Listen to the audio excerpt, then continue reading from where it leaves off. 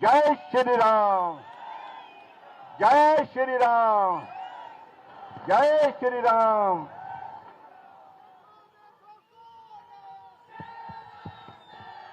भारत माता की, भारत माता की, भारत माता की।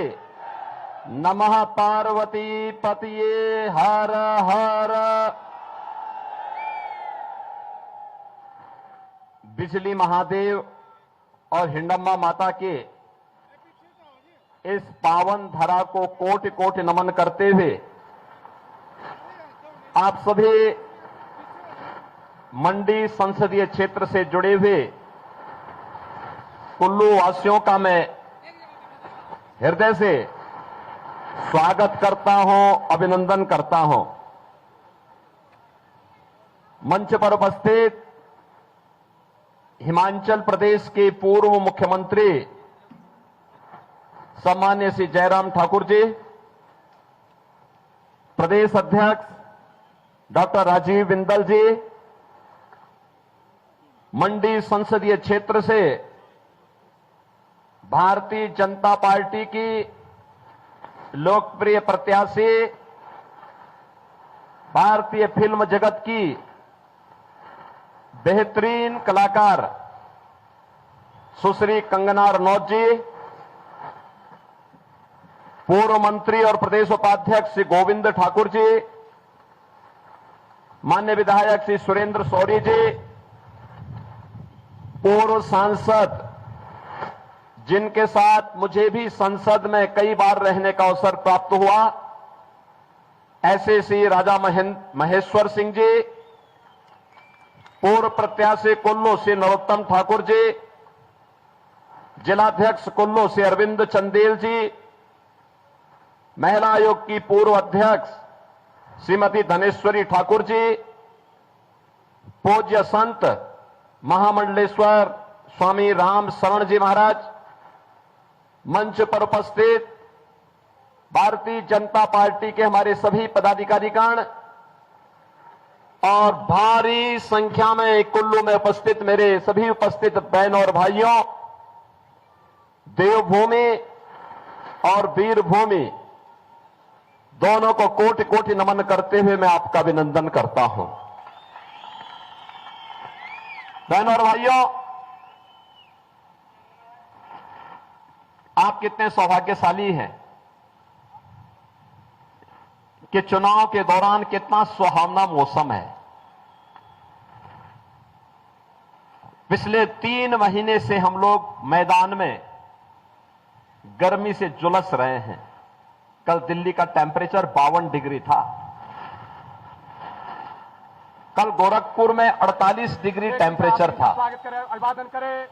और जब यहां पर मैं आया तो मुझे बड़ी राहत महसूस हुई, मुझे एहसास हुआ कि वास्तव में देवभूमि, जब यहां पर मैं आया, हमारा हिमाचल प्रदेश क्यों कही जाती है। राहत महसूस हुई, मुझे एहसास हुआ कि यद्यपि मेरा जन्म भी पहाड़ों में ही हुआ है, कही जाती है, लेकिन यद्यपि मेरा ये तो प्रकृति और परमात्मा का एक संजोग होता है, लेकिन कि हम लोग ये तो चलते चलते फिर कहीं और निकलते हुए आज मुझे उत्तर प्रदेश में सेवा का अवसर प्राप्त हुआ है। कहीं और निकलते हुए जब मुझे बताया गया कि मुझे हिमाचल प्रदेश में प्रचार के लिए जाना है, जब मुझे बताया गया, मैंने कहा कंगना जी के लिए तो जरूर जाऊंगा, और इसलिए जाऊंगा कि हिमाचल की इस लड़की ने, देखिए उसमें मीराबाई की भक्ति है, उसमें महारानी पद्मिनी का तेज है, और विरोधियों से जूझने के लिए महारानी लक्ष्मीबाई का शौर्य और वीरांगना का भाव भी है। आपने देखा होगा कांग्रेस को और उद्धव ठाकरे की सरकार को कैसे सड़कों पर ला करके पानी पिलाने के लिए मजबूर कर दिया था इन्होंने मुंबई में। तब लोग पूछते थे कि कंगना रनौत कौन है। तब यहां से जयराम ठाकुर जी का बयान आया था कहा कि हमारी यहां की बेटी है, और अगर कोई कुछ बाल बांका भी करेगा यहां की दूर भूमि खड़ी हो जाएगी। और बहनों और भाइयों, आज मुझे आपके बीच में यहां पर उनके प्रचार के लिए आने का अवसर प्राप्त हुआ है। आज हम हिमाचल प्रदेश में मंडी में देखें, हमीरपुर में देखें, शिमला में देखें, पालमपुर में देखें, या देश के अंदर कश्मीर से लेकर कन्याकुमारी तक, कामरूप से लेकर के कच्छ तक, पूरे हिंदुस्तान को जब हम देखते हैं, एक ही नारा गूंज रहा है, एक स्वर पूरे हिंदुस्तान का है, और वह है कि फिर एक बार, फिर एक बार, फिर एक बार, और अब की बार, अब की बार 400 पार की जब बात होती है तो बहन और भाइयों, कांग्रेस चारों खाने चित्त होती है, क्योंकि वह स्वयं 400 सीटों पे चुनाव नहीं लड़ रही है। 400 सीटों पर भी अब उसको चुनाव लड़ने का अवसर प्राप्त नहीं हुआ है। तो जनता जनार्दन से पूछते हैं कि 400 पार कैसे? तो जनता जनार्दन ही कह देती है कि जो राम को लाए हैं हम उनको, क्या हिमाचल और मंडी भी इसके लिए तैयार है ना? जो राम को लाए हैं। और फिर जनता जनार्दन ये भी कहती है कि राम भक्त ही राज करेगा दिल्ली के। आप भी यही सोचते हैं ना? पूरा चुनाव अगर आप देखेंगे तो बहनों और भाइयों, यह राम भक्तों और राम द्रोहियों के बीच में आकर के अब सिमट गया है। राम द्रोही वही जो आतंकवाद और नक्सलवाद का समर्थन करते हैं। राम द्रोही वही जो भारत के अस्मिता और भारत के अस्तित्व पर प्रश्न खड़ा करते हैं। राम द्रोही वही जिन लोगों ने भारत के विकास को बाधित किया, जिन लोगों ने गरीबों के हितों पर डकैती डाली, जिन लोगों ने भारत को हर स्तर पर अपमानित करने का काम किया। और राम भक्त वही जिसके लिए भारत का हित सर्वोपरि है। राम भक्त वही जो भारत की अस्मिता को पहचानता है, 500 वर्षों का इंतजार समाप्त करता है, अयोध्या में रामलला को विराजमान करने के लिए अपनी पूरी ताकत लगा देता है। और जो आपके पूर्वजों का संकल्प था, यही संकल्प होता था। यहां के पालनपुर में 1989 में पहला संकल्प भारतीय जनता पार्टी ने पारित किया था, और अब पारित किया था कि अयोध्या में राम मंदिर के लिए हम आंदोलन करेंगे। यही हिमाचल प्रदेश है। और आज जो संकल्प उस समय हम लोग नारों में लगाते थे कि रामलला हम आएंगे, मंदिर वहीं, यही बोलते थे ना। अब तो अयोध्या में राम मंदिर का निर्माण हो गया ना, कोई संदेह? 500 वर्षों का इंतजार समाप्त हो गया ना। 500 वर्षों का इंतजार समाप्त हुआ, और 500 वर्षों के बाद पहली बार अयोध्या में रामलला ने होली भी खेली और अपना जन्मोत्सव भी मनाया। बहनों और भाइयों, मैं आप सभी कुल्लू वासियों को इस बात के लिए बधाई देता हूं, इस बात के लिए मैं आपका अभिनंदन करता हूं कि आप यहां पे विजयदशमी का आयोजन बहुत भव्यता के साथ करते हैं। आदरणीय प्रधानमंत्री जी को इसमें शामिल होने का अवसर प्राप्त हुआ था, लेकिन आज मैं आप सबसे भी कहूंगा, आज जब आप अयोध्या आएंगे, आपको एक नई अयोध्या देखने को मिलेगी। ऐसा लगेगा जैसे प्रभु राम के समय की अयोध्या साक्षात इस धरती पर आ गई हो। और अयोध्या में हम लोगों ने कैसे एक एक कार्य को वहां पे संपन्न किया है, यही तो है हमारी कृतज्ञता ज्ञापित करने का भाव। अयोध्या में अगर प्रभु राम विराजे हैं, तो अयोध्या में मंदिर में प्रभु राम को विराजमान करने के पहले वहां के इंटरनेशनल एयरपोर्ट का नाम महर्षि वाल्मीकि के नाम पर किया गया। भगवान राम जब वनवास के लिए जा रहे थे तो बहनों और भाइयों, पहली रात उन्होंने बिताई थी निषाद राज के यहां। पहली रात उन्होंने बिताई थी निषाद राज के यहां।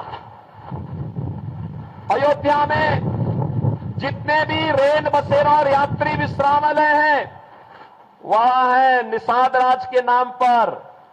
और जब माता सीता को ढूंढने के लिए प्रभु राम वहां वनों में भटक रहे थे तो प्रभु राम के उस समय के सहभाग से उन समय भगवान राम को बेर खिलाने का काम किसी ने किया था, वह माता सबरी ने किया था। जितने भी भोजनालय हैं उन भोजनालय का नाम माता सबरी के नाम पर रखने का काम भी किया गया है अयोध्या धाम में, अगर आप आएंगे तो। और इसीलिए मैं आज आपसे कहने के लिए आया हूं, काशी में आप जाएंगे, काशी विश्वनाथ धाम, अयोध्या में आप आएंगे, श्री राम जन्मभूमि पर भगवान राम का भव्य मंदिर का निर्माण, और अयोध्या और काशी का जब काम हो चुका है तो हम तो अब तैयारी कर रहे हैं मथुरा की तरफ जाने की। बहनों और भाइयों, हम भारत के अस्मिता और अस्तित्व के साथ खिलवाड़ करने वाले लोग नहीं हैं। हम तो भारत को भारतीयता के रूप में पहचानने वाले, भारत की अस्मिता और अस्तित्व के लिए जो आवश्यक होगा उस प्रकार का कदम उठाने में हमें कोई संकोच नहीं। और आपने बदलते हुए भारत को देखा है 10 वर्ष में, मोदी जी के नेतृत्व में बदलते हुए भारत को, एक ऐसा भारत आज जो एक भारत भी है और श्रेष्ठ भारत भी है। दुनिया के अंदर सम्मान बढ़ा है, देश की सीमाएं सुरक्षित हुई हैं। हिमाचल का नौजवान देश की सीमाओं की रक्षा करते हुए पूरी मजबूती के साथ खड़ा है। आतंकवाद और नक्सलवाद समाप्त हुआ है। मुझे याद है, ये महेश्वर सिंह जी हैं, हम लोग संसद में रहते थे, कांग्रेस की सरकार थी, और देखते थे हम लगातार आतंकी घटनाएं घटित होती थी। कभी कश्मीर में, कभी दिल्ली में, कभी अहमदाबाद में, कभी चेन्नई में, कभी अयोध्या में, कभी काशी में, कभी लखनऊ में, लगातार घटनाएं घटित होती थी। हम लोग उस समय की कांग्रेस की सरकार से कहते थे कि आतंकवाद से निपटो, आतंकवाद के सामने क्यों घुटना टेके हुए हो। ये कहते थे आतंकवादी तो सीमा पार के हैं। हमें आश्चर्य होता था, सरकार कह दे, पल्ला झाड़ दे। और आज आप देखते होंगे आतंकवाद और नक्सलवाद समाप्त। अब तो कहीं भी आतिशबाजी करते हुए कोई पटाखा भी जोर से फट जाए तो पाकिस्तान पहले सफाई देता है, कहता साहब मेरा हाथ नहीं है, मैंने नहीं किया है, क्योंकि उसे मालूम है ये नया भारत है, उसे मालूम है ये नया भारत है। यह नया भारत छेड़ता नहीं है, लेकिन अगर कोई छेड़ता है तो छोड़ता भी नहीं है। बहनों और भाइयों, नए भारत में आप विकास के नए नए कार्य देख रहे होंगे। हाईवे 2 लेन, 4 लेन, 6 लेन, 12 लेन के हाईवे, रेल, नमो भारत, वंदे भारत, अमृत भारत की नई ट्रेन की सुविधा, एयरपोर्ट की सुविधा, हवाई चप्पल पहनने वाला भी हवाई जहाज की यात्रा कर सकता है, मेट्रो की सुविधा, रोपवे की सुविधा, 1 district 1 medical college, AIIMS, IIT, IIM, IIIT, NIT और वर्ल्ड क्लास यूनिवर्सिटी का एक संजाल पूरे देश के अंदर आज हम देख सकते हैं। अब तो हिमाचल प्रदेश में भी अपना एम्स है। बहनों और भाइयों, आज जिस कार्य के लिए पहले भारत के वासी दुनिया के अंदर जाते थे, आज वह मोदी जी ने भारत के अंदर ही उपलब्ध करवाने का काम किया है। और गरीब कल्याणकारी योजनाओं की इतनी लंबी फेहरिस्त है, इतनी लंबी फेहरिस्त है। एक भारत है 80 करोड़ लोगों को फ्री में राशन दे रहा है, और दूसरी तरफ पाकिस्तान है 23 करोड़ की कुल आबादी, वह भी भूख से मर रही है। और मैं कहता हूं उन लोगों से, इन कांग्रेसियों से मैं कहता हूं जो पाकिस्तान का राग अलापते हैं, मैं उनसे कहता हूं काय भारत में बोझ बने हो। पाकिस्तान में जाओ, वहां कोई भीख भी नहीं देगा, वहां कोई भीख भी नहीं देने वाला है। अरे जो स्वयं भूखों मर रहा है, भारत 80 करोड़ लोगों को फ्री में राशन की सुविधा का लाभ दे रहा है। और बहनों और भाइयों, एक तरफ 80 करोड़ लोगों को फ्री में राशन, दूसरी तरफ 60 करोड़ लोग भारत के अंदर ऐसे हैं जिन्हें उज्ज्वला योजना के अंतर्गत, जिन्हें भारत के अंदर 60 करोड़ लोग हम लोगों ने देश के अंदर ऐसे हैं जिन्हें 5 लाख रुपए की फ्री स्वास्थ्य की सुविधा है। और मोदी जी ने एक बात कही है, उन्होंने कहा था 4 जून को जब फिर एक बार मोदी सरकार बनेगी, 70 वर्ष से ऊपर के हर एक बुजुर्ग को प्रतिवर्ष 5 लाख रुपए स्वास्थ्य की सुविधा के लिए उपलब्ध करवाएंगे। कोई चिंता नहीं घर वालों को। मोदी जी ने कहा है किसान सम्मान निधि जारी रहेगी। 12 करोड़ किसान सम्मान निधि का लाभ देश के अंदर प्राप्त कर रहे हैं। हर घर में शौचालय बन गए हैं। 10 करोड़ घरों में गैस के कनेक्शन पहुंच गए हैं। और मैं जयराम ठाकुर जी को धन्यवाद दूंगा कि हिमाचल प्रदेश देश का पहला राज्य है जिसने रसोई गैस के 100% सैचुरेशन को अपने राज्य में पूरा कर दिया है। ये पहला राज्य है, ये भाजपा का पहला राज्य था जहां पे जयराम ठाकुर जी के नेतृत्व में काम पूरा हुआ। बहनों और भाइयों, 4 करोड़ लोगों को आवास देश के अंदर प्राप्त हुए हैं। मोदी जी ने कहा है 4 जून को जब फिर एक बार मोदी सरकार बनेगी, तो मोदी सरकार बनने के साथ बचे हुए गरीबों के लिए भी एक एक आवास उपलब्ध करवाने का काम होगा। बहनों और भाइयों, एक तरफ भारतीय जनता पार्टी है, सुरक्षा भी है, सम्मान भी है, विकास भी है, गरीब कल्याण भी है, विरासत और विकास का अद्भुत संगम देश के अंदर मोदी जी के नेतृत्व में देखने को मिल रहा है। और दूसरी तरफ कांग्रेस के नेतृत्व में इंडी गठबंधन भानुमति का पिटारा है। आप देखो कैसा इनका गठबंधन है, कैसा कैसा कार्य कर रहे हैं, कैसे कैसे इन लोगों का गठबंधन है। दिल्ली में कांग्रेस और आम आदमी पार्टी कहते कि हम मिलकर चुनाव लड़ेंगे, लेकिन पंजाब में उनकी सरकार है, पंजाब में दोनों एक दूसरे के खिलाफ लड़ रहे हैं। देश के अंदर टीएमसी और कांग्रेस कहती है कि हम मिलकर के चुनाव लड़ेंगे, लेकिन बंगाल में जहां टीएमसी की सरकार है वहां एक दूसरे को गाली दे रहे हैं।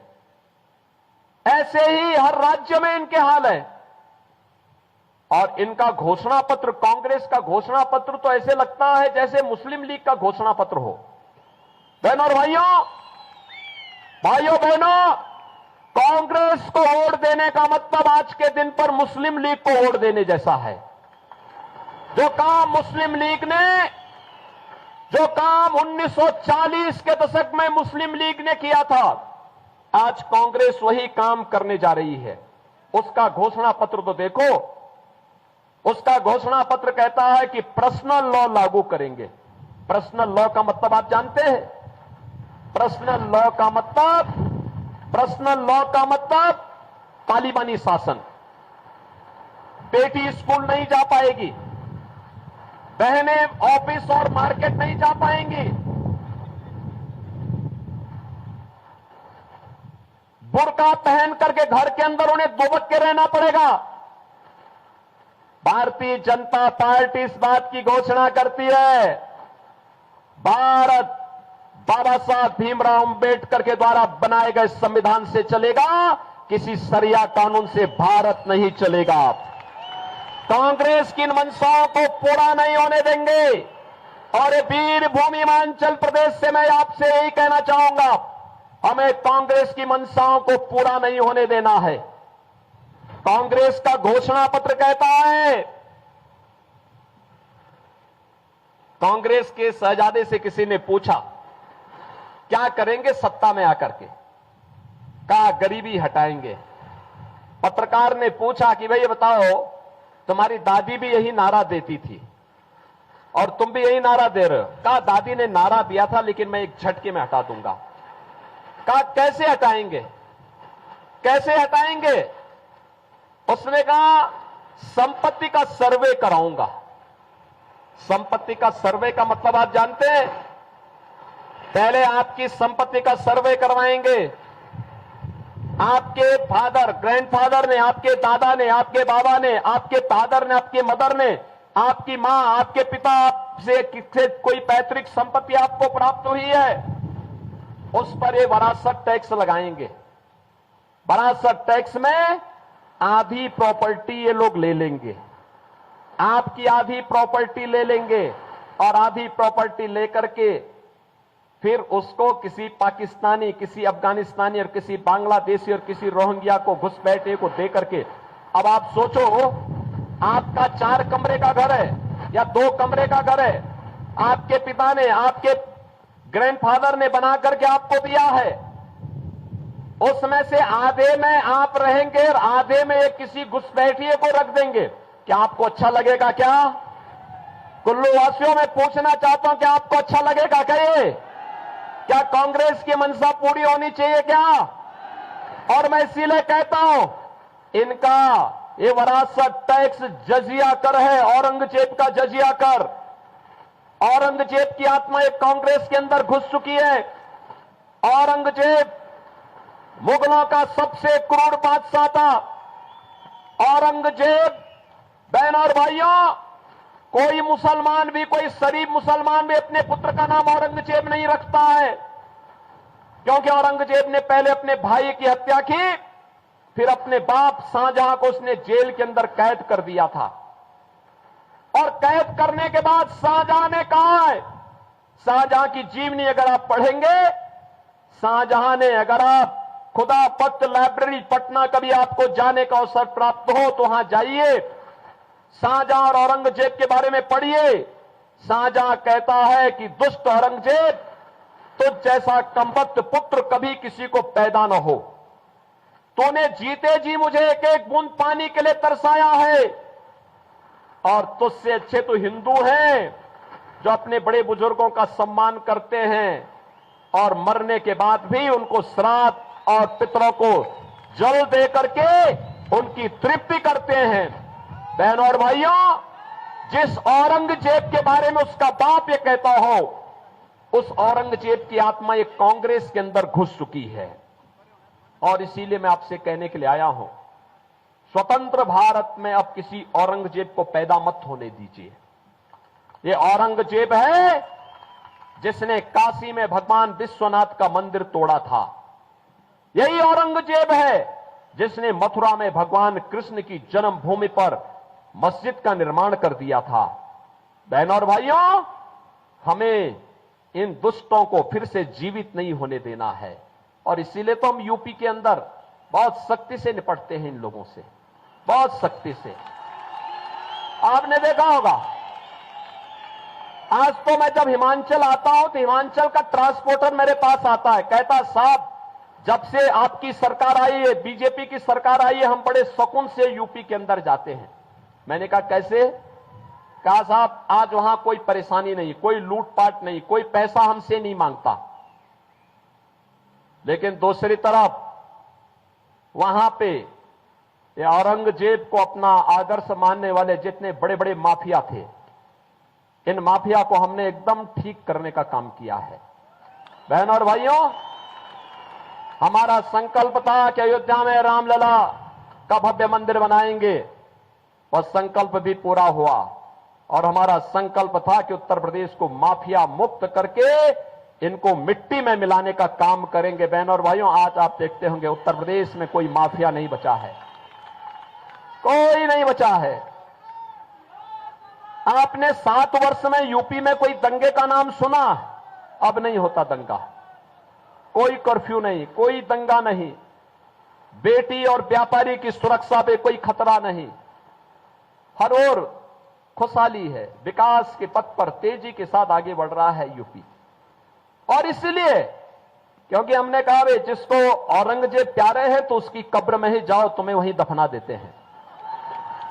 और बहनों और भाइयों, आज यूपी में सब चंगा है, बहुत अच्छा है, कोई दिक्कत नहीं। और मैं आपसे यही अपील करने के लिए आया हूं, कांग्रेस भटक चुकी है, पूरी तरह अपने रास्ते से भटक चुकी है। मुस्लिम लीग का एक नया संस्करण के रूप में अपने आप को स्थापित कर चुकी है। और इसलिए बहनों और भाइयों, किसी बहकावे में नहीं आना है।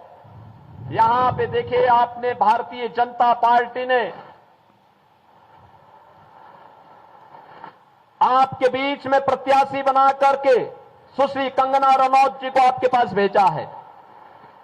देखिए, उनके पास प्रतिभा है, कार्य करने की क्षमता है, उनके पास कला भी है, और कला के माध्यम से इस मंडी संसदीय क्षेत्र को कैसे चमकाना है, कैसे आगे बढ़ाना है, ये विकास के कार्य करने की एक जज्बा भी है, कार्य करने का, आगे बढ़ने का एक उनके पास क्षमता भी है, और जज्बे को आगे बढ़ाने की सामर्थ्य भी है। आपने उनकी सामर्थ्य को देखा होगा। आप सोचिए, इस पहाड़ से निकल करके अपने बल पर, अपने दम पर, अपने संघर्षों के बल पर जिन्होंने भारतीय सिने जगत में अपना एक स्थान बनाया हो। और अब मुझे पता लगा, इन्होंने बीच में एक फिल्म में जयललिता का रोल किया था, बहुत शानदार रोल था इनका। आप कभी उनकी उस फिल्म को देखेंगे तो ऐसे लगता, मैं कहता था भी ये लड़की जयललिता का रोल, मुख्यमंत्री के रोल को कैसे कर देगी, लेकिन बहुत शानदार रोल उनका उस समय था। और अब मैं कह सकता हूं कि बहनों और भाइयों, जब वो चुनाव लड़ने के लिए मंडी में आई है तो कुल्लू वासियों की जिम्मेदारी बनती है, कुल्लू वासियों की जिम्मेदारी बनती है कि उनकी सामर्थ्य को, उनकी शक्ति का उपयोग करें, उन्हें अपना सांसद बना करके भेजें। देश की संसद में, देश के अंदर जो पूरी आवाज, एक स्वर पूरे देश के अंदर है कि फिर एक बार मोदी सरकार, और अब की बार 400 पार। तो 400 पार में मंडी समेत हिमाचल की चारों सीटें आएंगी, आएंगी। दोनों हाथ पाकर मुझे आश्वस्त करिए। आज चुनाव प्रचार का अंतिम दिन है। आज सायकाल प्रचार बंद होगा, कल केवल घर घर संपर्क कर पाएंगे आप दोनों हाथ पाकर के मुझे थोड़ा आश्वस्त करिए। करेंगे, जिता के भेजेंगे। लेकिन इसके लिए सभा के बाद और कल एक दिन का समय मिलेगा। क्या आप में से हर व्यक्ति 10-10 घर में जाकर के जनसंपर्क कर पाएगा? कर पाएगा? और परसों उन सबको मतदान केंद्र में ले जाके मतदान करवा देगा, करवाएगा?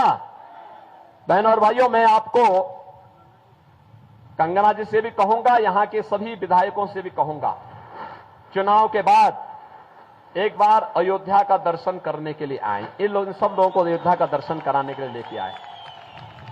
कितने लोग अयोध्या दर्शन करने के इच्छुक है?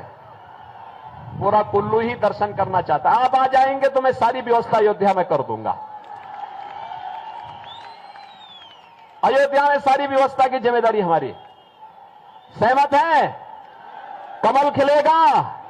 दोनों हाथ आके बोलेंगे भारत माता की, भारत माता की, भारत माता की जय श्री राम, जय श्री राम, जय जय श्री राम।